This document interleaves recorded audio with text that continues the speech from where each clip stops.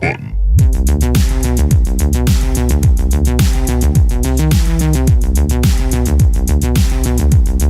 Alright, so Chris, you've been really into Total War? Yes.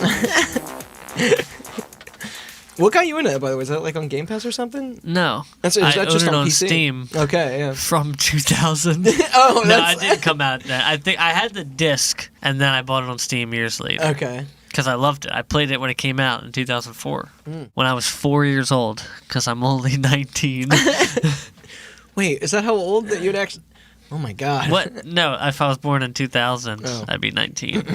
And it came out Crazy in that's 04. still crazy to think to me. Yeah, that's wild. Did you ever play... They had a spin-off that was like a third-person action game, and it was on PS2, Xbox, and GameCube, and it was Spartan Total War, but it was like... I feel like it came out almost around the time as 300, but it was literally like a third-person... But you commanded soldiers, but you fought like hack-and-slash style. Yeah, why does that sound familiar? It was I think I actually did play pretty it. good. I Hold on, I liked gotta it. look it I up, thought it because that was sounds fun. so familiar. I'm pretty sure Yeah. I did play that. It was kind of nuts. You're about to strike some horrible nostalgia. Like nobody, like everybody forgot about that game. It was published by Sega too. Total Warrior? Yeah, Total Warrior. That's it. Yes, I remember this game. Yeah, yeah, It's got a 9.10 on IGN. yeah. Like it was real fun. It was very late in those consoles run, I believe. Yeah, It was kind of like the Battalion Warsy almost. Did you ever play that, Austin? Mm-hmm. Yeah, Fucking wild. yeah. That's awesome. It's What pre- a trip down memory I lane. know. And I don't think that game was like available anywhere. Because I think it was only on those It is platforms. for, Was it on PC? It is for $179 on original Xbox. Oh my god! I have a Why? copy of that somewhere. I should try and dig it out. Microsoft Xbox 2005 Spartan Total Warrior on eBay, $179. Jesus Christ! Is it Brand new, $40. Is it signed by I don't know why Zeus is this himself? like this? Like what? That was their like attempt to get console players into the Total War space. I guess That's funny. it's pretty good. And an RTS would never work on console back then. They barely work now. Tell that to Command and Conquer 64 Oh yeah, and yeah, StarCraft yeah. 64. Oh, I always forget they were on console. You could play split screen StarCraft on 64 and face each other, but it was on, you could see everything. Like it ended up being like a whole different kind of game because you could see what the other person was doing. Yeah, I think I pretty much like only played Smash, GoldenEye, Mystic Ninja. I mean, you had And it was- Pokemon. Like that's it. And Mario, I guess. Like I only played like 5 games on the 64. not Ocarina of Time. Oh yeah, I guess that is on 64. I just forgot that StarCraft Fox. was on there. Yeah, a lot of people did. Never played Star Fox. In I think- retrospect, I think have, it came but with all the Brood War shit too. I played that on PC. I always Like forget. yeah, everybody Like, did. But I think I played it on both because I just thought it was it was crazy because Command and Conquer had a 64 version I too. don't think I've ever played a Command and Conquer No? game. Yeah. You never played Red Alert? Didn't they make a sequel to Spartan Total Warrior? Or Did like they? a spiritual successor? Ooh, I don't know. It's called Viking. What was? That was also Creative Assembly. Is it just called Viking? Creative Viking- Assembly made Total. Well, yeah, Yeah. obviously. Viking Yeah. Battle for Asgard, I think it was called. Like from Thor? Yeah. But they also Like made a Control. billion, because Empire Total War was like 1700s, the medieval war, Shogun. Total War, and Gundam. they got sequels. Shogun has a sequel. Rome has Yeah. a sequel.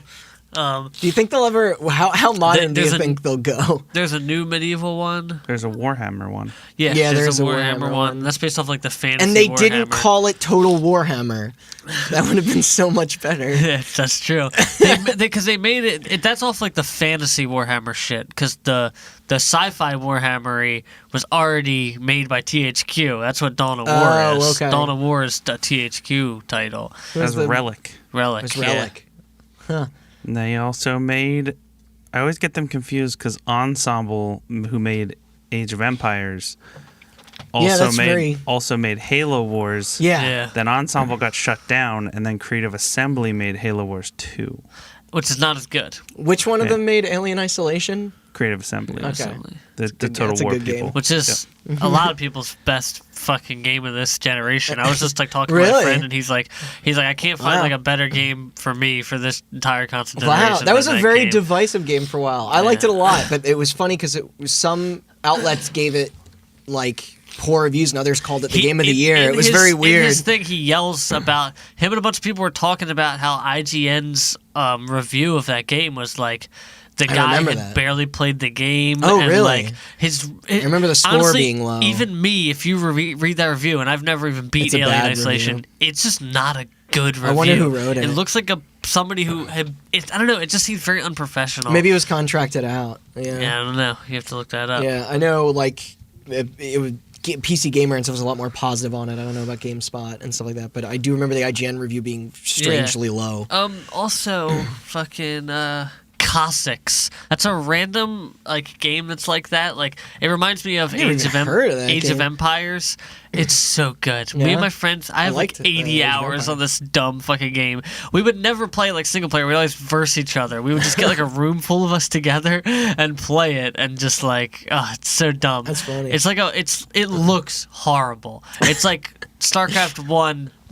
Maybe earlier graphics, really, but it plays like Age of Empires, like build shit on the ground and farms and like swarm tactics and shit. And we're back with part 2 of our story of the origin of this. So I guess Sony's venture into the console space. Is that how we want to frame it? The origin of the PlayStation brand. Yes, because at this point where we last left off, the Nintendo Space Station was out. And the Sony no space station was in. We can stop that. I'm sorry. We get to. We get there. Okay. Yeah. But yeah, this is Hot Button. I'm Randall Beatrice, and I'm here with our host today, Austin Blakesley. Yeah. And Chris Onatuano. Hey. He's currently digging through his backpack. In the hoodie, it's fucking cold. It's I forgot to mention it again. I am cold. First of all. All right. Sorry. It's subjective. Thank you very much.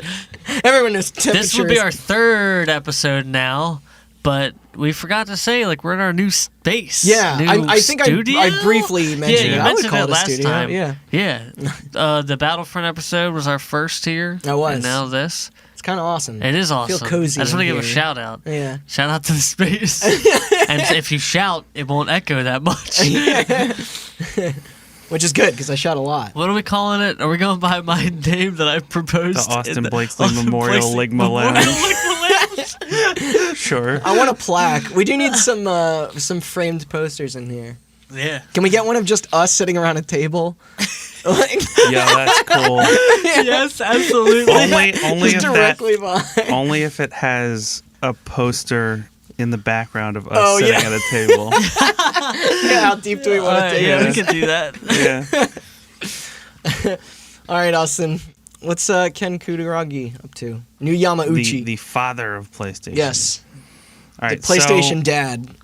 Yeah, so where we last left off, Nintendo stabbed Sony in the back, and Ken twisted the knife. Ken Kutaragi used that to finally get what he wanted, which was Sony entering the video game industry for itself, making its own console. Yeah. So much so that he developed his own prototype console that was using all Sony hardware. Yes. I'm glad that you said that. I almost said the origin of Sony in the beginning.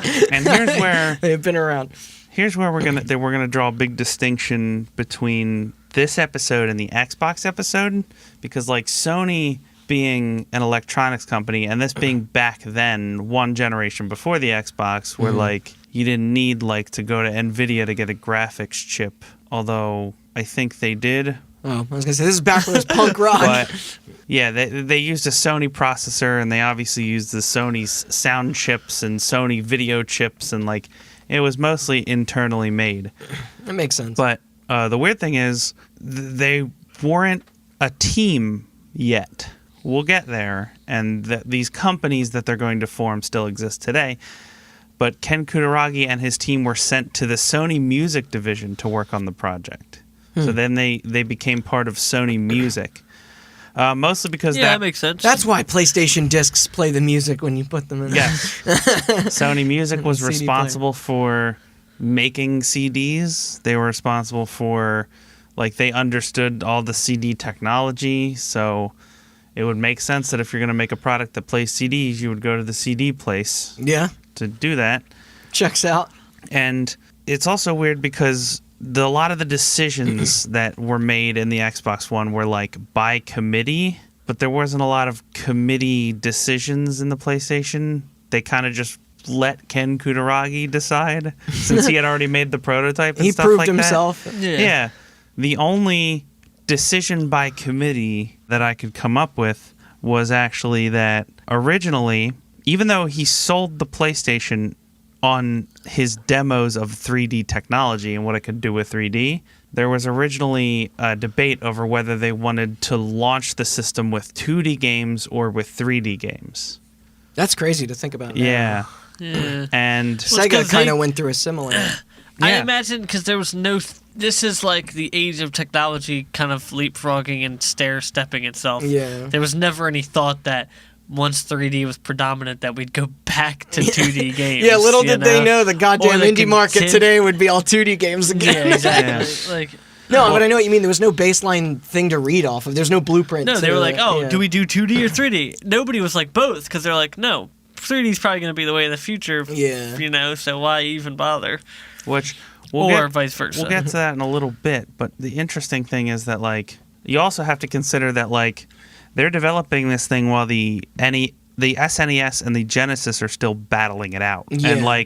And that's what everybody's playing. It was all 2D. Yeah. So it's like they're essentially making the decision. They'd be like, do we want to launch with 2D and see what everybody else does and then do 3D, or just jump in? People have to remember this is pre-Mario 64 being on the market. Because if you jump right in with 3D and then it looks bad and everybody else is like, oh wait, we're gonna back off and do 2D for a while while technology catches up, then you look like an idiot, and then your games don't hold the test of time. Although as we now know, Sony's games ended up holding up to time a little bit better. Yes. For the most part. For the most part. Though they were going for, much of those games were going for a more realistic look than the cartoony look of Nintendo games. Yes. So, and there's a reason for that. When we get to the tech of the console, I will tell you why that is. But yes, Nintendo 64 games were more open and cartoony and were more about mechanics, and PlayStation games were a little more enclosed and a little more realistic and a little more about narrative. And there's a couple reasons technologically why they pushed the cinematic thing more. Nintendo and Sony made certain decisions in making their consoles that actually led to that happening. And I'm going to make the argument. It is a game by game basis. I should preface this by saying that I was a Nintendo 64 kid. Me too. But I do think that Sony made a lot of very smart decisions, and the PlayStation didn't just capture the attention of a lot of audiences just because. There was a lot of good reasoning as to why. I think by and large PlayStation games have held up better than N64 games, but there are specific examples of N64 games that have held up better than any PlayStation game. Ones that were made in conjunction with Nintendo. Yes. Yeah, I guess that's important to specify. Because, Mystic Ninja. Basically, anything made... second time I love that what game. What the hell is Mystic Ninja? You know it. Yeah. Mystical Ninja Goemon? Yeah. Is that the one where you can lay down and crawl on the floor? Yeah. I don't know why one of the characters can do that. Okay. Yeah. There's a crazy mech battle. I think and that's the also, thing I remember. That game's fucking wild. That's the only example the three of us can come up with for games on the N64 that held up. Not Perfect Dark. That was my pitch. Or GoldenEye or Mario Ocarina of Time or Mario Party or Mario Kart Pokemon or Stadium. Legend of Zelda Majora's Mask or Smash Brothers. F-Zero. That was the N64 game that ran at 60 frames. One of the only. Yes. Which was another advantage that PlayStation actually ended up having. Which is why PlayStation had a lot more racing games. That makes sense. Because Mario 64 or Mario Kart 64 do not run at 60 frames. No. And those were like sprites. Yes, they were. Yeah. We gave it away when you get struck by lightning and you spun around and it was a 2D image spinning. Yeah. There's a reason for why there were sprites in that game. But yeah, to go back to it, so Sony had seen this impressive 3D demo that Kutaragi showed them, but they still weren't decided if they wanted to just put that technology out into the world yet. Yeah. Or if they wanted to start 2D. The world isn't ready. 3D. And I think you know where this is going, because if you think back to any of the PlayStation games you played, for the most part, except for maybe Mega Man and games, Castlevania. GTA. Oh, GTA, yeah. Most of them were 3D. Yes, there was a lot more of a push for that. But it actually was with help from Sega. because this was right around the time that Virtua Fighter came out in arcades. That game still looks good. Yes, and they saw the success of Virtua Fighter in arcades and said, all right, if people are okay with what that looks like, we can do that. Fine. And that ran quick and fast too. So God, dropping the L is the best thing to happen to that game. What? Virtua Fighter. Oh, that's so much better. I mean, they did a virtual racing, Virtua Tennis, Virtua Cop. Oh yeah, Virtua Cop. Yeah. I think we talked about that on the same Did we? episode. Yeah. But as a part of this, because the SNES and the Genesis were out, so they were deciding whether to enter the market and try to get out ahead of whatever they had next and be in that weird in-between space that Nintendo was kind of It's funny, you mentioned the 2D, 3D thing. This was very shortly after Donkey Kong Country, and that on the SNES, and that kind of blew people's minds because it looked 3D, even though it was and a 2D. Things like Mortal Kombat. Kombat, yeah, totally. Yeah. That's images of people. Right. So it's weird to think that if they went 2D, that it would have probably more been an evolution of that. Yeah. Of those kinds of games. But part of that was, okay, we're going 3D, so now we're going to wait. Because at this point, it was pretty obvious that Nintendo was working on a follow-up to this Super Famicom. Why wouldn't they? Of course, it was pretty obvious that Sega was working on a follow-up to the Genesis. Why wouldn't they? So it's all right, that's where we're going to compete. We're not going to compete with the Super Nintendo. We're going to compete with the... What was Nintendo 64's code name? Do you remember? Project Reality. Project Reality? I think that was the N64's code name. Which, boy, did they miss the mark on that one.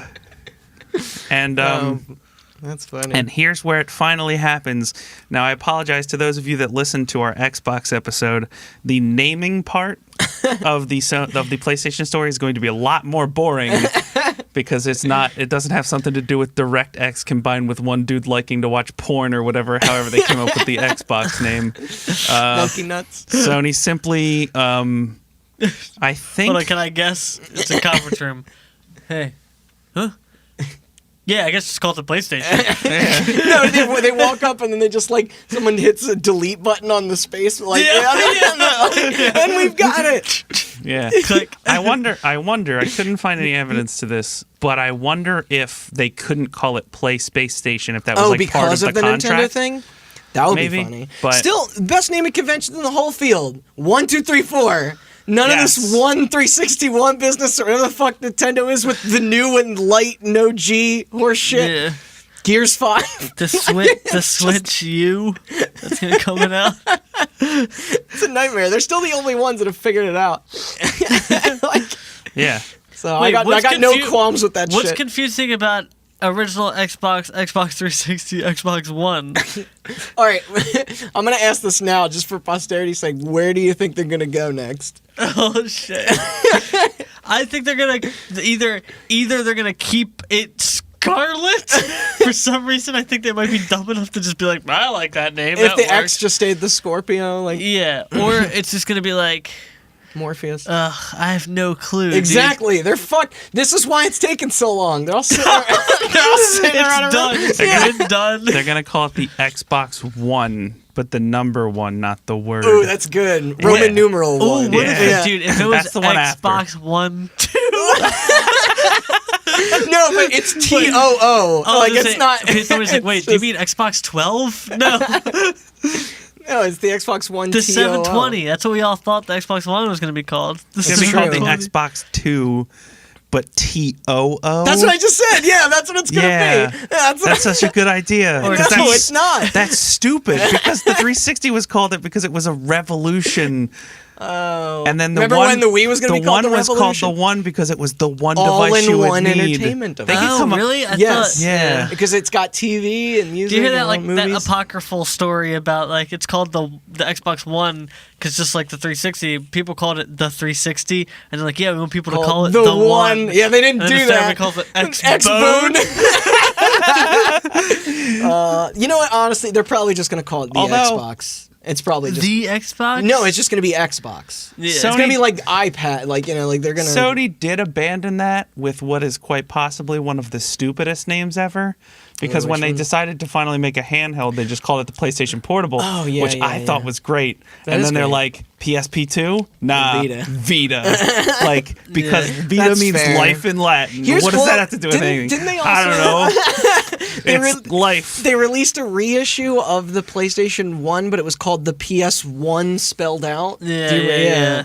Yes. So, yeah. The whole point of us nicknaming things in culture is so that we can... you can't take that from us. You can't take it from That's us our and word. market it. Yeah. They did that with all of them, though, didn't Yeah. they? No, they didn't do it with the PS2.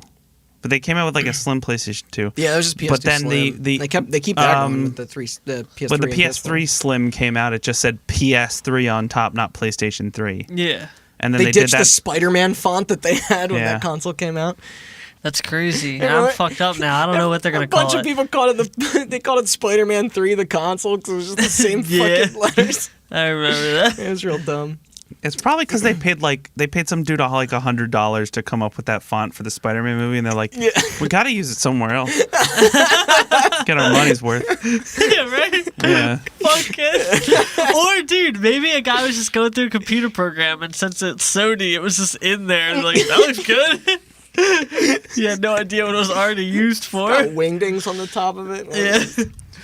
The fuck does this say? All right. Back into it. No, just talk about Talk names about of video game consoles. names. I don't even remember if I said it or not, but I'm pretty sure we covered it. But they dropped the space. They lowercase Yes, the yeah. S, and it was I called joked They got rid of PlayStation. the for Facebook. That your guy came in and just deleted the space. What and then about- left? Facebook. Yeah, Yeah. makes for a good trailer. But so it was called PlayStation, all one word, no space. PlayStation. That'll be a big, powerful scene when Aaron Sorkin writes the PlayStation development movie. Yeah, there's just going to be just as much debauchery in it. As the, This was when they officially, and I think I brought this up last episode, but this is when they officially ended their contract with Nintendo. They had manufactured 200 Nintendo PlayStations. They ordered them all destroyed. went into the grinder. They scrapped that whole thing, and they rebuilt it starting from scratch. They were starting from the Kutaragi's like demo machine. This was actually not the same technology as the Nintendo PlayStation because that was made to run And that was SNES games. Yeah, I was going to say That that was definitely 2D stuff. that was made to run SNES games, but hold more memory because a CD-ROM could hold more than a cartridge. And to again echo the Xbox episode, Sony had one problem: no games. You know, yeah, that was similar to the, the first Xbox. I was just going through the thought process in my head just now of like how you develop a console with, how do you test it without all those without teams games? Because Because you need people to be rendering 3D models in order to test them on how I mean, it works yeah, with the this console was and all something Microsoft would have to later deal with, but they made it happen. that. Yeah, that's interesting. I like to look into I guess that. it's like you attract people to that tech, and then I think they have graphics people that like internally make demos, and then like we'll get to it, but to keep drawing parallels to the Xbox episode, the big point in Xbox's development was obviously the purchase of Bungie. yeah, They're going to make a purchase similar that was, I'm going to argue, nowhere near as good, but we'll get there. okay. I mean, they still enticed a lot of big companies. They did. They sure did. But their Bungie worked out really well for them, but maybe not I know as well. I know who you're talking Yes. about. Okay, sorry. But yeah, they scrapped all those Sony PlayStation, those Nintendo Play Space stations, and they started from scratch, but they needed games. But this is actually like not as much of an issue as you would think because, again, to bring up the thing I brought up last episode, like people were looking to get out. From No, Nintendo? two things. People were looking to develop games on CD-ROMs. They exactly, were I looking. was gonna say, yeah, I think CDs what attracted these people. They wanted CDs, and Sega CD was already out. I mean, gaming because on the PC was Genesis, also, like, 'cause just it was starting a to become a Genesis thing. and it wasn't a huge deal. No, it didn't, because it was dumb. It didn't belong. I mean, you talked about why it Yeah. was done for a while. And rumor had started to spread internally around these companies, which would later come out. It wasn't rumor; it was true. Nintendo was not looking to use CD-ROMs on their next console; they were going to be using cartridges. But I do remember before that was revealed or leaked or whatever, or they announced it. I don't know. It was like the implication for a short time was that it was going to be disc based. Maybe and maybe that was like based on this, like, on that partnership. Like, they just assumed. I think the deal fell through with Sony, and then the deal fell through with Philips after the failure of the CDI. Right. And then they were just kind of like, let's go back to the thing we know. We'll just use cartridges because that's all we know. Yeah. That makes sense. But in the minds of companies, I think Sony here was the clear winner. But in addition to this, those demos that convinced those executives to, like, full on go in with the PlayStation, those were being shown around. And this led to... People were impressed with that. People were very impressed with those demos. They saw that T-Rex demo. What's that? Probably. Yeah. And they dumped their trunks. That was the thing. Like, when they were showing the PlayStation 1 off at... I think it was the E3 before it came out in Japan. Like, there weren't many games to show off on that yet, but they had that T-Rex demo, and that, like, blew people's minds. Mm-hmm. So it's kind of like how PS3 had the rubber duck one. Or PS2 and PS3, I think each had one. They were just like little videos of, like, this is what the console's capable of. Yeah. And then, And this led to a support from a lot of companies, namely Capcom, Konami, Square. Some big guns. Namco, a bunch of companies like that. EA was impressed, but, you know, they obviously still made games for both. So I was going to ask here, to lead into a little bit more of a discussion, like, favorite PS1 games? What's your experience with the PlayStation 1, first of all? Okay, so I didn't own one out of the gate, but my neighbors did. Neither did I. I had an N64, and our neighbors had a PlayStation. They grew up Sega kids. I grew up a Nintendo kid. And I would go over there to play those games. They would come over to my house to play my games. But I think Twisted Metal was, like, the first maybe PlayStation game, but thinking about these companies, like Metal Gear Solid and Resident Evil, like Resident Evil I think might have been one of the first things that I, Final Fantasy, and blew that stuff up, and I played Mega Man X on it. Mega Man Legends. Gran Turismo. I'm trying to think of what else, but eventually my brother got a PlayStation, and I had the N64, and then would sneak upstairs and just play this. But yeah, they But yeah, what about you, Chris? I didn't have one out of the box either. I don't remember. I definitely got one before the PS2 because we were very, like, my mom was, like, into tech back then, or at least, like, knew that we were. I don't know if she was, but, like, always kind of wanted to get us shit. I was just, like, looking at some, like, games to see if because I have the worst memory. I mean, I think the first time I played a PlayStation was at a Toys R Us, and I played Crash Bandicoot and, like, Spyro and stuff like that. And I think that was my first. I couldn't tell you. I don't remember when. Obviously, Final Fantasy, I mean, it's obviously a huge impact on me. You know what I mean? Like, 7, 8, and 9 were all on PlayStation 1. I think 9 was. So, I don't know if I played 9 on PlayStation 1, though. But all three of those, Dino Crisis, that game was fucking awesome. I mean, I have very vivid memories. Like, as far as being a kid and playing the PlayStation, I only remember playing, like, Gran Turismo, I guess. I begged to play GTA 1. I was Dino Crisis, I have very vivid that's memories so funny of that game. That's the one. And then Final Fantasy VIII. I think it came up when we were talking about E3 about the Final Fantasy VII remake, and you were saying how Final Fantasy VII was, like, your first game that you played where you realized games were capable of something bigger. Well, 8 was, yeah. Oh, 8, okay. Because I retrospectively played 7. Like, I was a teenager, I should say. Because Metal Gear Solid was that for me, where, like, the first time I saw the opener of that game and there was, like, credits on the screen, and they're like, here are the actors. Like, I was like, what? But no, the way that you feel about Final Fantasy was, and I know you've scoffed at it before, but that's like that's how I feel about Resident Evil and like Silent Hill. Like those are like that was the first thing that made me care about horror as a concept. Like watching horror movies and reading horror stories was like, it was like the first things I remember like being scared at, because I watched a lot of movies and stuff when I was younger, but interacting with it was a whole different thing for me. Oh yeah. My experience was no, we can move on. I don't really need it. Okay. I'm just kidding. I got a Nintendo 64, got real into it, and then there was one Christmas where when I was a kid, where for some reason I was just like, I don't know what I want. And then I went to a Toys R Us and I played a demo of Spyro. Oh, I know what I want. Oh, yeah. I guess I forget about Spyro and Crash Bandicoot. Sorry, no, finish your thing, but I literally just remember the first PlayStation game I ever played. So so for Christmas I got a PlayStation and a copy of Spyro and a copy of Crash. And then you're like, why is this so fucking hard? But I got it so late that like the land exactly right. Yeah. I never played any of these games that you're talking. Like I never played Resident Evil 1. I never played Metal Gear Solid. Yeah. I didn't play Metal Gear or Resident Evil until I was older. Like retrospect. My big one was Final Fantasy VII. Yeah. Really? Okay. Final Fantasy VII was the first game that I bought myself for the PlayStation, and I played the shit out of it. So mine was actually a launch game, which is more of a tech demo than anything. But the first PlayStation game I ever played was Demolition Derby. Derby. Yeah, and because I was big into racing games when I was a kid, and remember especially Medieval. I played the shit out of that Medieval. game They're remaking too. that now too. But like, I was big, especially into cars crashing. Like Destruction Derby paved the way for me to get into series like Burnout and stuff like that.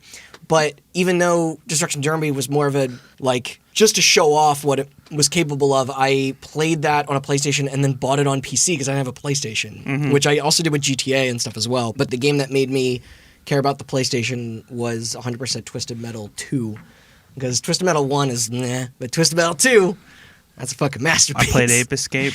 Yeah, yeah. You needed the DualShock. I bought a PlayStation so late it came with a DualShock. Oh, Really? Fucking Tenchu. Yeah. I don't know why. Oh, Tenchu. Yeah. God, I played the shit out of that game too. That was like a very adult game, and I remember playing it like being younger and like I don't know if I should be playing that was the thing we talked like Resident Evil, Metal Gear Solid, Silent Hill. Like a lot of those games and Tenchu and GTA were like adult games, and not just in terms of like, hey, it's an M-rated game, but like in terms of like themes and ideas. Like they were like targeted for an older demographic. Yeah, Parappa the Rappa. Oh yeah, I loved Parappa. I found a very interesting thing. Even though where that game's like 20 minutes long. There was a marketing person at Sony who talked about how the PlayStation was marketed, and I thought it was kind of brilliant because they talked about how Nintendo was marketed at children. Yeah.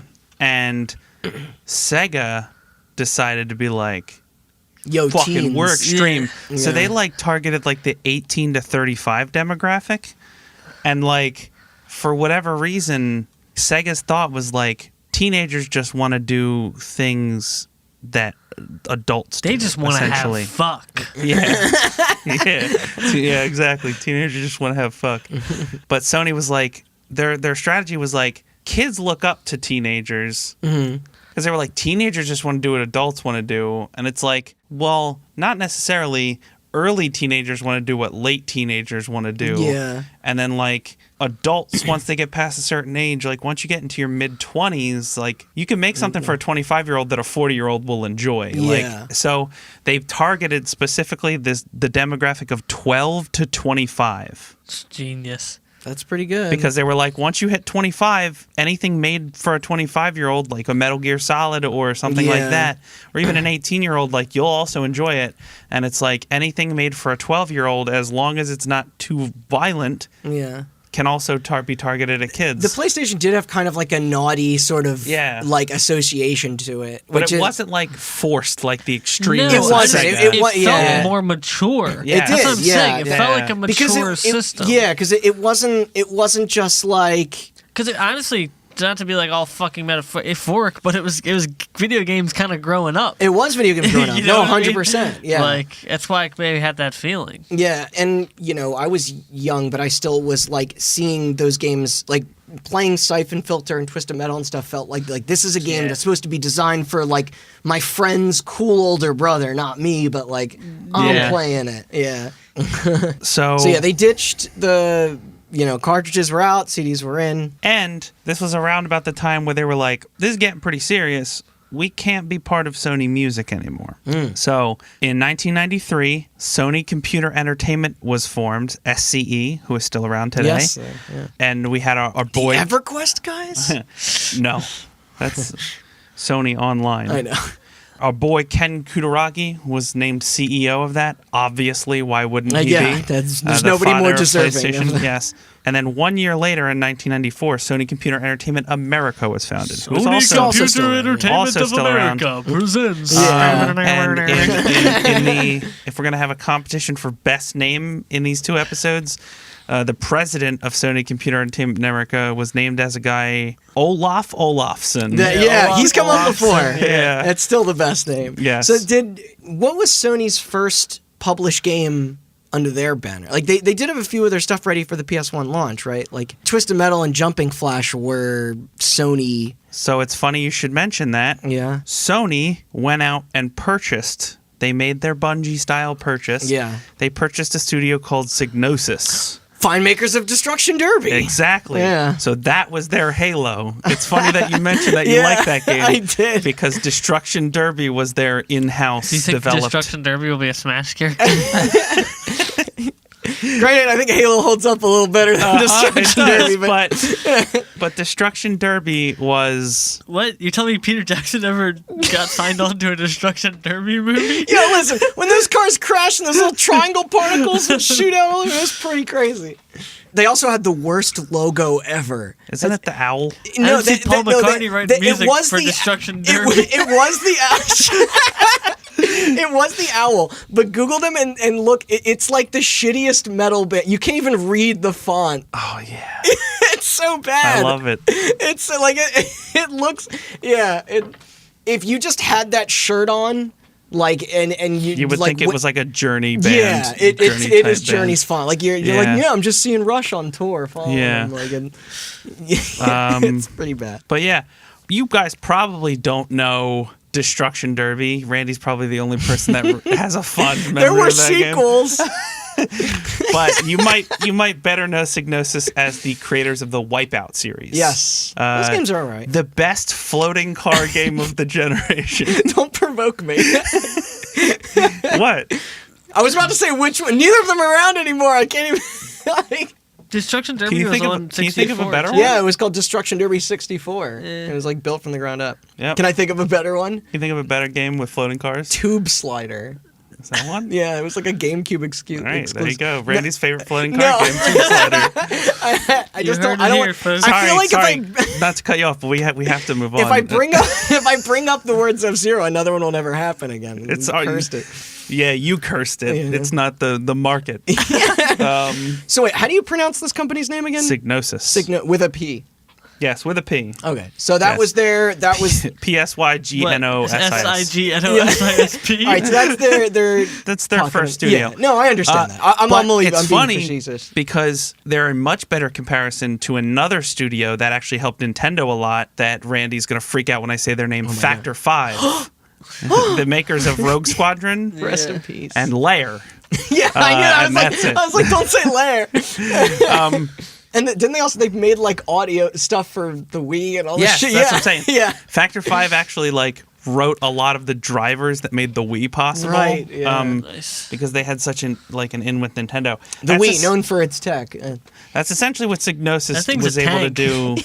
The chips that went into the dev kits for the PlayStation, at the time, by the time it launched, they were cheap enough that they could profit off of the console, but at the time when they're we need to develop games for it, they were still a little expensive to manufacture. Yeah. And so they were going to manufacture actual prototype PlayStations and send them out to developers, which is going to cost them a ton of money. Wow. And instead, Psygnosis was able to help them port their development kit to PCs. Are they still around? Psygnosis? Yeah. No, they got shut down. Okay, that makes sense. They're probably just merged, but it's at this point you have a lot of companies on board. We just went from them in the span of this conversation, being we need some games, and now there's all these powerhouse fucking studios and the new studios. A, Sony's a big established electronics company. It makes sense. Yeah. B, it is the epoch of disc and 3D gaming. I think I just find it funny because exactly. So which is funny because Nintendo's. Them going for cartridges in the N64 was that kind of irreparably damaged the relationship with many third parties for that time. They didn't want third parties anyway. They wanted to be their own little fucking Disney World. I know, but when you think about... No, wait, that was Sega. But when you think about the NES and the SNES, Capcom and Konami were all there, and the Square and... I should say Psygnosis did not get shut down. I think they got turned into Sony XDev, but is that just a support they don't make studio? their own games. They help other studios make games for PlayStation now. They still have the same logo? No, it just their logo just says XDev. They shot the owl, huh? Yeah, the owl's dead. Back in the 90s where he belongs. But yeah, so now we have a whole bunch of studios, like Randy said, that are on board. We have cheap dev kits so they can make them and get a lot of them out to people. Cards are falling into place. And we also have dev kits that were made. I said a lot in the Xbox episode how much easier the Xbox was developed for people, which is how they were able to convince people to make Xbox games. It's kind of the same deal here. Like, Sony still didn't have it exactly right, but they had it way more right than Nintendo did. I said before, Nintendo and Yamauchi in the last episode were very hard to get like licensing deals with. Yeah. Sony was like, yo, you want to make a game for us, you fucking go ahead. Like, and so like they were set. And not only that, but like with the fact that like the SNES was doing so well, they were now going to be ahead of Nintendo. That's crazy to because think about, it was announced that the console would go on sale on December 3rd, 1994 in Japan. And that was 1 week after the Sega Saturn. The Saturn, yeah. Yep. And as Chris said in his Sega episode, that ended well for one company, Sony. That happened multiple times with Sega too. Like Dreamcast got stamped out by the PS2. Yeah. And wasn't one of their launch like previous to the Saturn was overshadowed by like a Nintendo? Oh, every time. Yeah. The first Sega console came out the day of the original NES. Fuck. Yeah. And Nintendo was nowhere to be found. So it was just, at this point, we're just Sega and Sony competing on the market, as we mentioned in the Sega episode. But I don't have the numbers for Sega, but they weren't this good. 100,000 PlayStations in the first day and 2 million in the first 6 months. That's pretty decent. Yeah, they had a hard time just keeping up with demand, I think. Yeah, that was the thing that ended up with the PlayStation I was reading about. With the PS2, they had like banks ahead of time of them, and they kind of like... We're not going to let this happen They kind again. of artificially dripped them out to like keep demand like... Unlike Nintendo, Sony secure. has consistently been good over the years of keeping their shit in stock. Except for the PS2, yeah. Except for the PS2. Yeah, well, yeah, that was, yeah. because everybody wanted a DVD player, I guess, yeah. But Yeah, and it's I think partly in turn to the fact that they've been an electronics manufacturer for so a long. They're time. used to product launches. Yeah. They're not waiting on other people either. Yeah, it's also it's exactly Yeah. it's a lot of in-house. That's like the thing with my company is like you deliver faster and you more efficiently when you make everything inside. Yeah. Which, by the way, discs making is very cool. Like we Yeah. have a whole This disc is insider factory in my information, building. yeah. It's really cool. It's like literally just like they just take like plastic beads. I'm assuming either recycled or non-recycled, and they just like melt it into a literal plastic disc shape. Like, you ever seen a CD without like anything on it? No, it's I just don't- like a plastic. I've seen it before. I guess they're like stoppers and something. Like they put them on like sometimes on blank disc things. Like, not that anybody's bought a pack of blank discs in the last 15 years. Oh, no, yeah, no, I do. I Yeah, still but they're make just, like, mixes. clear. Yeah, Yeah. that's the little protector thing on top. That's essentially where it starts. Yeah, That's but cool. it's basically like it's just like a plastic thing like that, and then they coat it Yeah. in chemicals in like a crazy clean, static-free neat. laboratory. So this thing, And that's then just from- a play. That's just a CD with no fucking. Yeah, it's literally because data. the actual material is just like it's like a certain kind of metal, I think, like a thin layer. That's what they scratch into. Mercury. It's essentially just like it's essentially like a record player, but in a slightly more advanced Yeah. way. Yeah. It's crazy. that And is then most of the cool. time they just copy them from there. They don't do that process every time. Right. After that, they make a bunch of them and then just transfer stamp the thing over and over and over. Man. Yeah, like it's like you got like an original disc where you put the shit on it and then you just kind of stamp it onto a bunch of new ones. That's kind of, I would just watch that that process. Just The how fucking it's done. CD player is loud. It's the loudest place on earth. Like, my shop is fucking loud. Like, you gotta wear like earphones or Yeah. earplugs if you don't want to die every day. But that place, you cannot. Like, I can take my headphones out and be fine. You cannot. And that CD player, it's just like. Like, you can't fucking hear your thoughts. It's fucking annoying.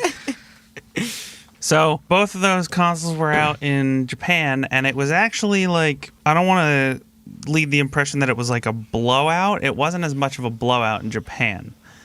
The blowout, again, listen to the Sega episode to get the full story, but the blowout came in America. At E3 1995, Olaf Olafsson made the announcement Still the best for name. Sony after Sega had announced that the Saturn, he announced that weird fucking launch of Yeah. the Saturn and that it would be $399. They announced that in September of 1995, the PlayStation would be out in America, and it would be $299. That fucking press conference, $100 cheaper. Yeah. Just to bring it up again. Yeah. Also because the PlayStation did do well in Japan, but the Saturn was the huge console. Yeah. Like, they loved the fucking Saturn in Japan. Yeah. And, like, the Saturn bombed in America. Oh, yeah. So, like, Sony got off to a quick and early lead in America. Console went on sale in America September 8th, 1995. It had more launch games than most platforms did because it had been out for a year. That was the thing. Yeah. And there was weird shit because, like, they brought a lot of the stuff from Japan over here. Yeah. Which was neat. Like Battle Arena Toshinden. And that's something PlayStation's kind of always been known for, too. That's true. A little bit more accessible to get foreign, especially Japanese. They don't have the same... Like, a lot of Nintendo games would go through some pretty rigorous... Like, what do they call it when they... It's not just translating, but it's also kind of... Localization? Yeah. You saw... there was less of that, I think, for a lot of Sony games. Yeah. God, you mentioned Parappa like 10 minutes ago, and I've had one of the fucking things stuck in my head. Kick the fries. Punch. It's all in the mind. The fries. The driving one is getting to my head. I'm like listening to you guys talk, and it's stupid fucking... Yeah, they built up a strong enough library for being a year ahead, and then they continued to build that library. And one main entry in that library, Crash Bandicoot, came out 1 month before the Nintendo 64 Who made that? did. That company end up ever doing anything else besides that one?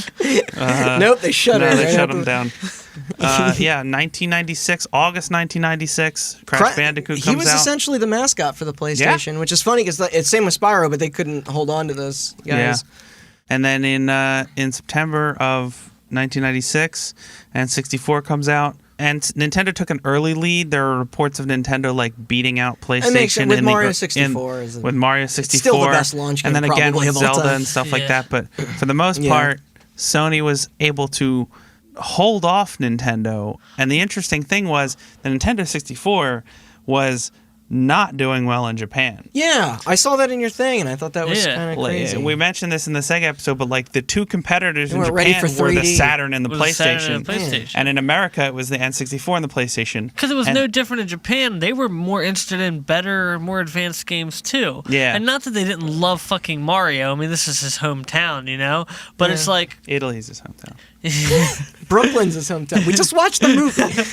Sorry. But it's more the fact that I think they were... Their culture was probably in gaming, maybe no different than ours, is more interested in more mature games. Maybe just tired of Nintendo. What's interesting is like when you were talking about our first experiences with the PlayStation, I, as a kid, didn't find the PlayStation immediately appealing because it was... there was...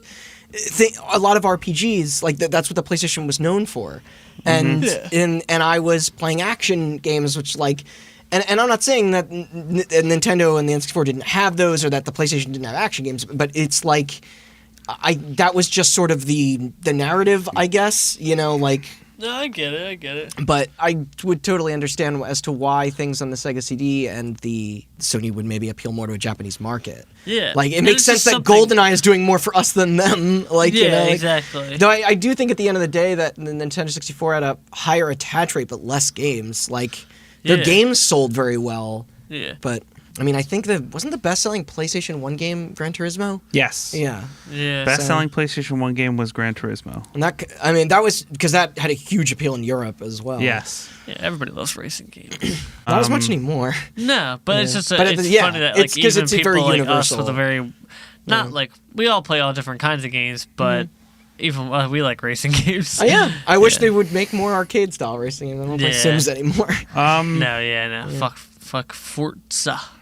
This number might be a little outdated by now. Is this sales figures? The sales figures. Sony, like I said, Sony was competing. It was like over 100 mil for them. They were competing very strongly with the Nintendo 64 in America and very strongly with the Saturn in America, to the point where when you take all those numbers, and I think I brought this up in the Xbox episode, but you take all those numbers and you put them all together, Nintendo 64 ended up selling like 30 million. 35? Something like that. Saturn is, I don't remember those numbers. I don't have them written down. It wasn't great. It was like 10 million, I think. PlayStation 1, 102 million. Jeez. It is... That is... Last reported numbers, the 4th best-selling console of all time. Of all time? After... sorry, it's the 2nd best-selling you're not putting handhelds in if here. You take the handhelds out, DS. Yeah, it is the second best-selling console of all time after the PS2. PlayStation 2, which is the top. And then if you add in handhelds, you have the DS and the Game Boy are up there. Right. The Wii being number 5 and the PlayStation 4 actually being number 6. But I think these numbers are a little out of date, and I think that the PS4... I think it was like the end of 2018. The PS4 was at 97 million. Wow! So like, and it's still got some time left. Yeah, we're halfway through 2019. Yeah, this and could there's change. some games coming out. So we're nearing the end of its life cycle for sure. But like, I have a feeling it's probably going to eclipse the original PlayStation and the Wii. And it will probably still some even after the PS5 is out. Imagine Sure. when PS4 gets price dropped and stuff. But there's still a $70 million gap between the N64 and the 70 million PlayStation. unit gap. Yeah, sorry. Well, way more dollars. Yeah. And Sega, meanwhile, is... Yes. But yeah, this was... Sega, meanwhile, is making fucking Sonic movie. That's how long it's been in development. In a very stark contrast to our Xbox episode, to keep mirroring that one, Xbox came out of the gate and they were like, they limped across the finish line and then just like burst out running when the 360 came out. But like, Sony was out the gate. PS1, like if you look at sales numbers, like the 360 did really well, the Wii did really well, DS and Game Boy did really well, but like you're talking consoles, top selling consoles of all time. The 360 and the Wii are the only ones not made by fucking Sony. That's so If you look at like the top, because it's like PlayStation 2, PlayStation 1, Wii, PlayStation 4, 360, PlayStation 3, like they're all right at the top. And they could tout at this time that that it was the best-selling console of all time. Yeah. Everything else was after it. Yeah. So it's imagine like we think of the NES as being the thing that like brought everyone into games, and now a platform is out 10 years later that is bigger than that. Like it's kind of crazy. Like I've been sitting here trying to like not rationalize, but like figure it out. Like why does PlayStation did and do they still do so well? I think partly. I mean, I want to say different their professionalism. Like maybe they're very like, here's our thing. We're making this. We're gonna make it right. We're gonna do it this way. But then again, it's like there were a billion people touching hands in that Microsoft system. Why did the Xbox do not so well in the beginning? Maybe just different problems, plagued more. Like you think about it, like, or was it the market already saturated at that point? It was harder to get in. The PS2 was a great console, but the DVD thing was definitely a huge part of it. And the PS3 had some problems out of the gate, but it being a Blu-ray player could have played a bit of a role in that as well. Oh yeah, and the PS3 struggled though because of the 360. Yeah. Obviously, eventually Microsoft got it right. Like, but I'm just curious. Like I'm curious if Microsoft did right, if it would have been just as big as a contender and taken away some from PlayStation. I'd be curious to see what the numbers are in America between the PS1 and the N64. I don't know if that's easy to find. It might not be, but I don't think it'll be easy to find out. Compared, just because you were saying that the N64 didn't have the same appeal in Japan, maybe not Europe as well, but like when I was a kid, it seemed more equal than this. But well, because kids love fucking video games. We didn't give a shit about sales numbers and games coming out. We were just like, oh, I want to play this. Oh, I want to play this. Yeah, that's true. I think it's because Sony, to me, like, do you think the migration of all those studios was like part of what did it, or Sony is, I think, the best at being a global company, and I think that's the thing. Is like Nintendo has always focused on Japan. Yes. Still to this day, Nintendo of America might as well not exist. Like they're a PR firm. Yeah. And like Microsoft is a American company, and like Xbox does pretty well in Europe, awful in Japan. Yeah. But like Sony has Sony Computer Entertainment. They have Sony Computer Entertainment America, and they have Sony Computer Entertainment Europe. And like they have American studios like Naughty Dog knocking it out of the park. Here, they have like Sony Japan. That's what sells PlayStations here. They got Sony Japan knocking it out of the park, and then they have studios in Europe like Gorilla. Yeah. Like killing it. Like they're all over the world, and I think they're the best at like marketing globally.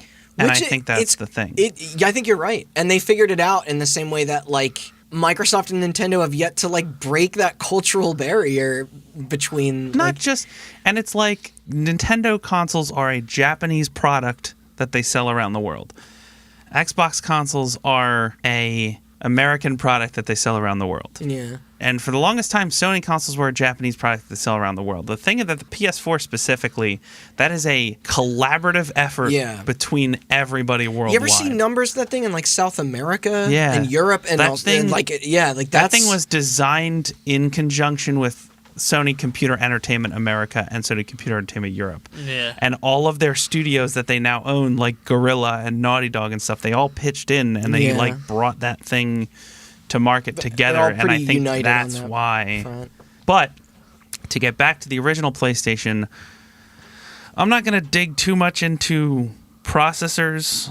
We talked about before how the Nintendo 64 had a 64-bit processor, even though it didn't really matter. Right. Yeah. Sony's was a 32-bit processor. I'm glad that you're bringing this up anyways, because, you know, Chris was asking about, like, what was the thing that... Yes. So it was Sony, that fact that it could play CDs that I said. Sony that's what it was. Kinda, yeah. Sony had some very distinct advantages over the competition. Number one, 3D graphics. Mm-hmm. It was able to handle more polygons because of something called triangular polygons, which you brought up in... Oh, yeah! That's an actual thing. I didn't even realize that. The way it rendered polygons, it rendered them as triangles, which allowed them to save on computing. And Saturn had quadratic polygons, which were squares, which made everything harder to render, which made frame rates lower, et cetera, et cetera. The number one thing that PlayStation had over everybody else was textures. Yeah. And that really comes into play in mostly every title that we mentioned before. So the thing was, N64 had better shaders, and it had better draw distances, and it had more RAM. And Sony had more polygons and better textures. And I think it worked out well for Sony in the end. Because if you think about, like, what is Metal Gear? But, like, you're confined in a little area, but it's a very detailed little area. Yeah. Right? What's Resident Evil? You go from room to room, and it has those doors that load, but, like, those little rooms look real detailed, and those characters have a lot of personality. That's a good point. Like... God, I remember being a kid being like, what the fuck are these that was the first time I ever saw load times, was a PlayStation 1. You had more open environments on the N64, but, like, those open environments ended up being pretty barren anyway, because... That's true. I just think all those Capcom games, they must have a Capcom guy who's like, everybody's wearing high heels and the floors are made of the most... You mentioned Dino Crisis before? Wood. Like, whenever I think of Dino Crisis, I just think of, like, somebody wearing metal cleats on a metal floor. Yeah, like, that's why I just made that noise. That's what I think about when I think of Resident Evil, is you just walking in a house.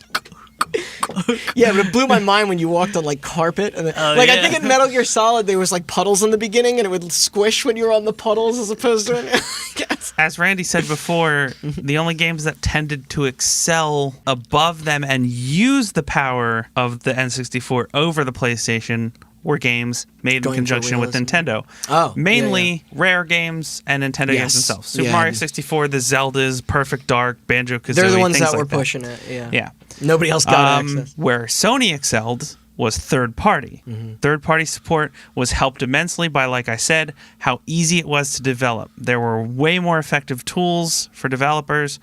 And an interesting little side note, I don't know if you guys remember this, there's a phenomenon on the PlayStation where, like, you know, like when you turn the camera, the textures don't move as one. They kind of like warp and creep around the screen. Yeah, they always look funny. I mentioned Siphon Filter earlier. That was definitely a big one. I think Tomb Raider had some of that as well. Tomb Raider had that. Yeah. That was because there's a difference between floating point math and fixed point math. And Sony made their processor to do mathematical simulation and mathematical formulas like as fast as possible, like right away. But the problem was it wasn't very accurate because it was fixed point, not floating point. So they were able to render more textures and more polygons, but not as accurately, which is why PlayStation games did that weird warping. Like, they looked better. I loved in Twisted Metal the buildings would, like, dance when you drove next to them, It was really funny to see games that came out on both platforms and, like, how they were better and worse in different ways. Yeah. Turok was a big one, I remember. Yeah. Turok was a big one because the environment's more open like a Perfect Dark, and that really shined on the Nintendo, but then the textures were a lot better on PlayStation. But what was funny is, like, we brought up Resident Evil. Resident Evil 2 came out on the N64 and the PlayStation, and I played it on the N64, but it didn't have the cutscenes. Yeah. It did, none of that, like... And that's a great segue. Yeah. I don't know if that was on purpose or No, not. it was not. You're welcome. Into our third point, which is that Sony, being a company who was in the entertainment industry, they had chips designed to specifically render Play audio video. and video, which is why Yeah. they could play CDs in the PlayStation. It's like edited Tony Hawk, if you... Yeah. Yes. Which is why does Jerry Was a Race Car Driver have no vocals in it, and and Superman is which was cut why down the Tony and- Hawk music was better, and they had like police truck is better cut versions of those videos of like the devs bailing out when you beat Tony Hawk and stuff like that. I remember playing Vigilante 8. It allowed for full Vigilante cutscenes, like you said. that had full cutscenes. Some classic Final Fantasy cutscenes that blew my little come to my little kid pants. Yeah, exactly. You can't hear that orchestrated score on the N64. And things like the very memorable live action cutscenes in Resident Evil 1 wouldn't be possible God, what if they just it wasn't stuck with for... that aesthetic throughout that whole series? Great. And yeah, the rest is history. I wrote here, take some time to gush about the PlayStation, but we've done that plenty. And I'm going to wrap up about the PlayStation a Superior little bit. version of Tony Hawk, and that hurts me because I am I grew up such an N64 kid. Oh, same, but I played Tony Hawk 1 on N64. Me too. Loved it. Got the rest of them for PS1. Yeah, then you played 2 on, Yep. But yeah, anybody who has even remotely kept an eye on the games industry knows the rest of this story. Did we talk about Symphony of the Night enough? I'll get there. Okay. I love Symphony of the Night. Yeah. Speaking of soundtracks. Yeah. Sony's follow-up, the PlayStation 2, went on to be the best-selling console of all time after the PlayStation 1 already was the best-selling console of all time. A lot of people think of the PS3 as a failure, and I guess in terms of PlayStation 1 through 4, it was the least successful. Yeah. Yeah. But it also is one of the top 10 best-selling consoles of all time that's still. what Chris said. They made it there. They made it there for sure. And PS4 is currently the leader of the modern pack. Like I said, it's about to eclipse the original PlayStation coming up soon. Yeah. A few less than stellar, but very cherished stints in the handheld market. You know, you won't find many people who are in love with their PlayStation portables or their Vitas, but the people you Those do are some find passionate fans. are very passionate about it. I love the PSP. Me too. Yeah, PSP not, was cool. Not so much the Vita, but like Vita was still good. the Vita was cool, but yeah, the Vita remote play. While we're into it, I make fun of the Vita a lot, but yeah, the Vita is the Switch. It is. Yes, it absolutely is. I was is. about to say remote play. Like the now they're releasing a Switch this year. That's Nintendo's killing it because they copied the Vita. The Switch Lite is the Vita. It is. It's 1,000% the Vita. Yeah. True. Yeah. But yeah, the first time Sony saw any complete failure was the launch of the PlayStation Classic recently. Yeah, I suppose that's true. But wait, whoa. What about the PlayStation TV? Oh yeah. That counts as Vita sales. Or the Does Move. it? Or the Move. No, because the Move got integrated into VR stuff, which part of is VR, doing right. well. So, like, I mean, the PS. You want to talk about peripherals? That's right. You do That's use different. those controllers, Yeah. right? Yeah. I didn't Remember the even think about PlayStation that. Eye, the first Oh, the one? iToy? yeah. iToy? Yeah, the Yeah. iToy. God, the PlayStation They TV. didn't do the everything PlayStation TV right, is pretty much the worst thing ever. I liked my N-Gage more than that piece of shit. I fucking hated the PlayStation TV so much. I like the PlayStation TV. No, you did. It did not work. It did not work. I thought it worked flawlessly. What about the controllers for PS4? That's a failure. No, that's the best controller. No, I meant the they original die in launch. in like 3 hours. Yeah. Yeah. You want to talk That's 'cause about the this stupid light generation's on the front. controllers? Then No, it's, I then it's think Nintendo. fucked it up Nintendo's in with- the middle of a class action lawsuit over their controllers. Yeah. So Those fucking pieces of shit. yeah, the Joy-Cons are garbage. Yeah. They're making a console that with them attached just so they can get over this because they can't fucking figure it out. Fucking idiots. But yeah, the gaming I division. currently have no controllers for my Switch. I have to We buy want to one. work with Philips. Yeah. The screwdriver guys. Missed out. The gaming division of Sony is now its most profitable. Yeah. Yep. So much so that Ken Kutaragi eventually left Sony Computer Entertainment and was replaced by CEO of Sony Computer Entertainment, Kaz Hirai, yeah. who is the Ridge Racer guy. Yeah. But he did such a good job with Wonderful man. Sony's worst-selling console that he was eventually named CEO of Sony proper. and he has since resigned from that role. But Sony Yeah. Rest wouldn't in be peace, where that it Twitter was. account. I think this might be the first year. 2019, I think, is going to be the first year that Sony's other divisions managed to eclipse PlayStation because Far From Home was a Sony product and the PlayStation 4 is reaching the end of its life cycle. But Yeah. Well, that's why, with some exceptions, their movie ventures are usually suck just so yeah, bad. you have Sony to thank for most of Adam all that Sandler's career. career. And a lot of reboots. Yes, and a lot of All them. reboots. Men in Ghostbusters, Black. Men in Black. Yeah. Spider-Man. Oh, the first time. Okay. Yeah. Spider-Man's doing better again. Yeah. Oh, the one thing I should say about the PlayStation Classic is that at least you can hack that thing and make it cool. Yes, you can. We did that. Out of the box, it might have been, And with that, we're going to end the story of the PlayStation. But no space. we're not done. Yeah. Because we're going to stop talking about the Sony PlayStation and we're going to go back to talking about the Nintendo PlayStation. It's back. It's back. Actually, Chris, you're gonna love it. I'm Yeah. excited to to see your reaction to this. 'Cause So, like I said before, they made 200 Nintendo PlayStations. Yeah, and that's they what were I asked earlier. they were ordered destroyed. All right, who's got one? In 2015, a man by the name of Dan Diebold, or Diebold, I don't know. I'm going to say Diebold. It's okay. I'm reading that as Diebold. He was not into games, but he was helping his father clean out his attic, and he found a thing that was labeled Nintendo, and he posted a blurry-ish picture of it to Reddit. Wasn't it on like r/what is this or yeah, something? something like that. And what is the craziest post related to video games of all time? Yes. There's The commenters were very quick to call BS. Yeah, I'm sure I was probably one of them at first. Yeah. I just feel like, But let me explain a little bit of Yeah. backstory. It turned out that maybe not all 200 Nintendo PlayStations that Sony had made and ordered destroyed were actually destroyed. Because on the 4th of July weekend in 2015, Dan flew back to his parents' house to hang out with them for 4th of July, and he went back up into the attic and brought with him a camera and took some high-quality pictures with proof, and it was officially confirmed the lost Nintendo PlayStation had been found. Shit. There were never pictures of this out there before. No. That's part of the reason This why is the people first- thought he was full of shit, because This it's is not like there was any literally- reference This to is literally like the holy grail of game collecting. Yeah. To the point where Reddit was like, bullshit, you don't Yeah. know what video games are and you have only one of these. Like, but then that poses the question, how? How did this guy who was not into video games have the only known version of this console?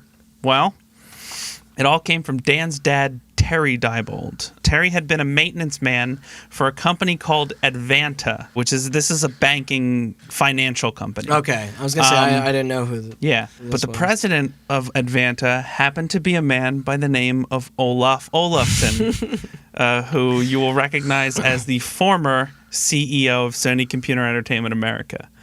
Don't know what Advanta did, but they didn't do it well, because in 2009, Advanta filed for bankruptcy. And Terry, being the maintenance man, was kept on at the end and ordered to clean out the building. He was cleaning out offices, storage spaces, and stuff. And he was told to throw everything out, but Terry don't roll that way, apparently. He was like kind of a hoarder, and he was like, I work for a technology financial company. Some of this shit has to be worth something. So he loaded up his truck with a bunch of boxes that had machines in them that looked like they might be important. I would have done the exact same fucking thing. Yeah, Hell, I did when I was working at. Well, I guess I probably shouldn't say it, but I did. Say. Yeah, but But one of those boxes ended up being quite possibly the only Nintendo PlayStation that still exists. Holy fucking shit. crazy. Yeah. Dan asked his dad what he wanted to do with it, and his dad said he didn't care. So Dan said, all right, I'm going to take this back to a friend who owns a retro gaming store and see what it's worth. Imagine bringing What? it there in front of that. It's worth nothing. It's It's priceless. Yeah, worth 'cause it's nothing priceless. and everything. Exactly. Yeah, like there. I remember, I remember when Giant Bomb was talking about this when that happened, and they brought up the pricelessness of it. Like, Yeah. how do you even determine the value of something that there's potentially only one of? Yeah. Like, if it's even legal to do anything with it at that point, Like, well, considering the status of this. We'll get to what Terry did companies. with it. But Dan took it back to Colorado, brought it to his friend who owned the gaming store. It belongs in a museum. The friend said, "Hey, I'm going to the Midwest Gaming Classic, which is a gaming convention in the Midwest. You want to come with me and bring this with and see what people think of it?" Showing up. And he said, "Sure." And people lost their shit. Yeah. But specifically, one man by the name of Ben Heckendorf, who is better known by his online handle, which is just his shortened name, Ben Heck.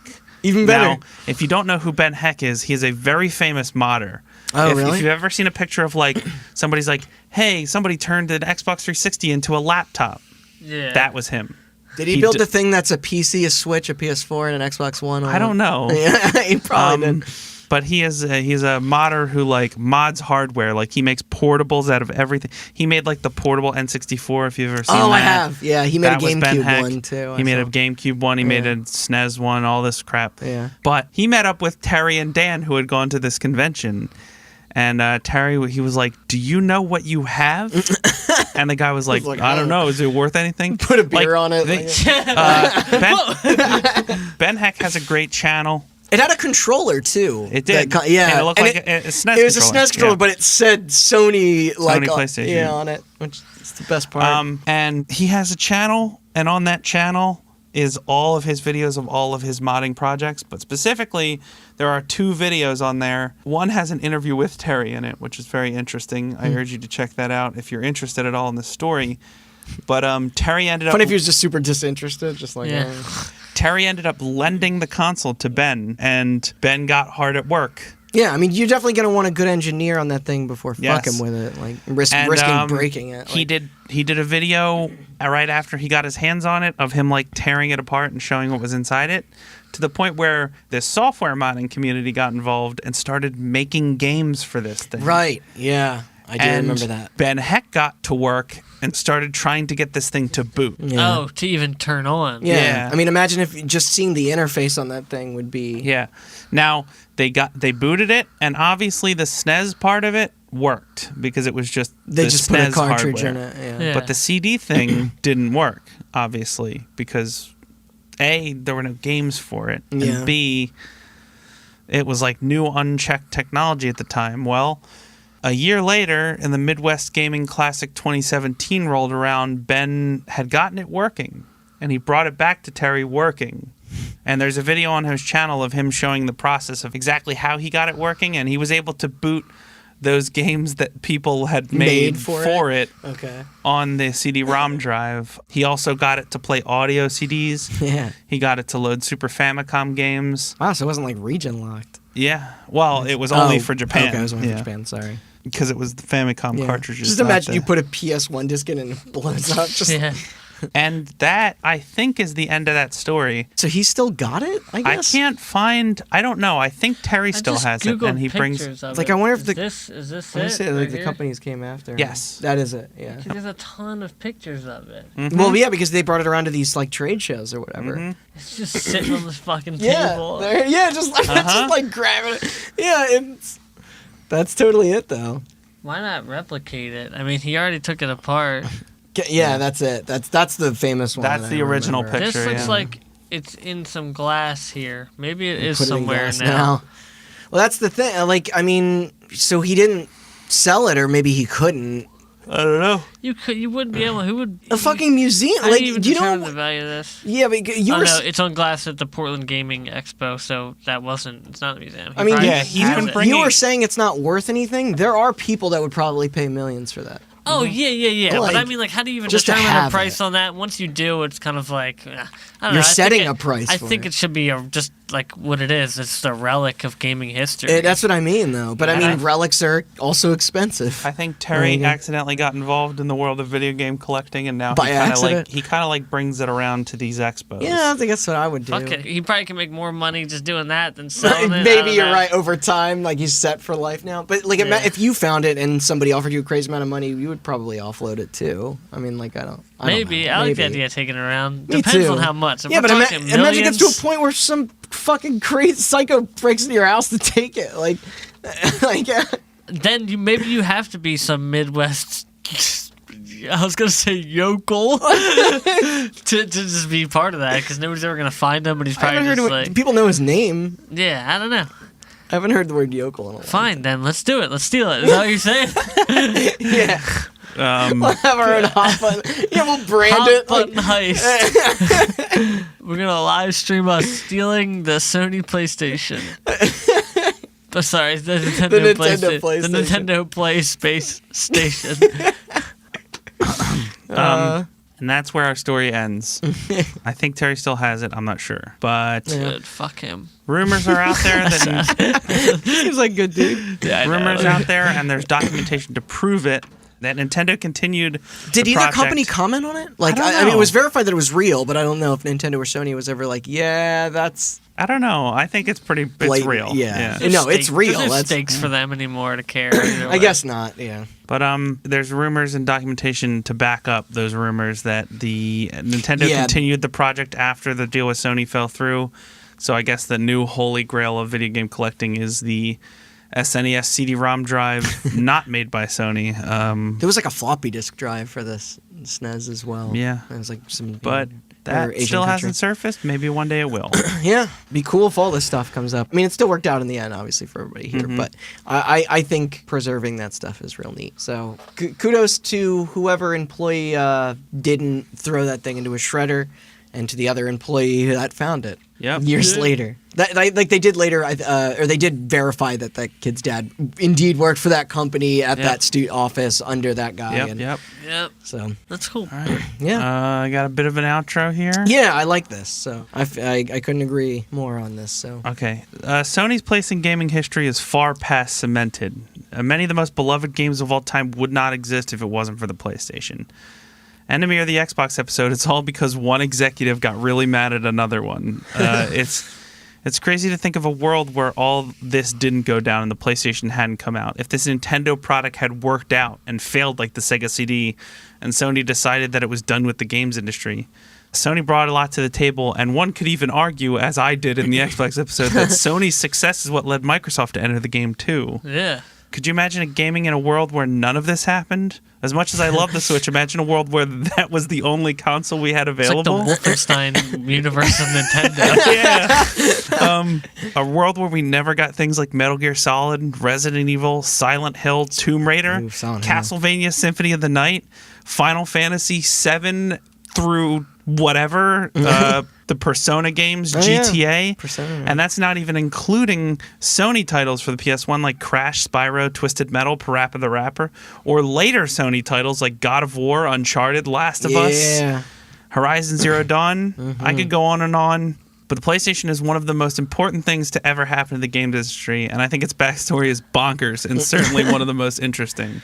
Oh, well put. Sure. Also, Intelligent Cube is the best PS1 game. I didn't even see that when I scrolled down like as you said it. Yeah. Oh man. Don't at me. Yeah. It's funny you meant Silent Hill there. Like speaking of games for adults, those are some themes. But that's a really good retrospective. That's the end of our PlayStation episode. Let me do the plugs. Yeah, I think this will go really well alongside those Sega and Microsoft Xbox episodes. So. For people into the two-parter, definitely. Thanks for listening. If this is your first episode, what are you doing? This is part 2. Yeah. Go listen to part 1. Part 1 was a little dry. We might have to make a thing like we were all tired when we first got here. Wow, we had to loosen up. Yeah. But it's well worth listening to. Yeah. But thanks for listening. Thanks for sticking through to the end. Like Randy said, we have, and I brought it up multiple times, we have a two-parter on the history of Sega through to the Dreamcast. It's great when you don't plan a two-parter and then we just start talking. Yep. Yeah. We have a two-parter on the Xbox 360 and one of our very first episodes, I think it's like episode 6 on the original Xbox. Sorry, the Ouya is just a one-parter. Yeah. It's an Ouya episode if you're interested in that. And then the pillars. And then we have plenty more. You can check those out and more at our website, hotbuttoncast.com. And that website links to our social media if you want to keep up to date on what we're doing next. We have Instagram, Twitter, and Facebook at Hot Button Cast. We have our podcast on all the services, iTunes, Spotify, Google Play. Can the outro song to this be My Console by Eiffel 65, where he just sings about the PlayStation? Will we get in trouble? Yeah, probably. Well, who cares? I mean, does anybody care about Eiffel 65 anymore? They're not going to know about this. We're going to get sued by the Blue people or whatever. not the Blue Man Group. Another one. Yeah, he's like, they like name console games for the chorus, including Omega Boost and the X-Files game. We didn't mention those earlier. Okay, we're done. Thanks for listening.